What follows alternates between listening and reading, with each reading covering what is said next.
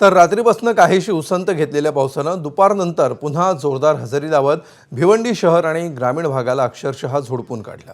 मुसळधार पावसामुळे शहरातील सखल भागामध्ये मोठ्या प्रमाणावर पाणी साचायला सुरुवात झाली असून बाजारपेठ, तीनबत्ती आणि भाजी मार्केट परिसरात 2 ते 3 फूट पाणी साचलंय। यामुळे अनेक दुकानांमध्ये पाणी शिरून व्यापाऱ्यांचं मोठं आर्थिक नुकसान झालंय। अनेक दुकानदार दुकानांमध्येच बसलेत, हॉटेल व्यावसायिकांना देखील हॉटेलमध्येच थांबायची वेळ आली आहे। पावसामुळे परिसरातलं जनजीवन विस्कळीत झालंय।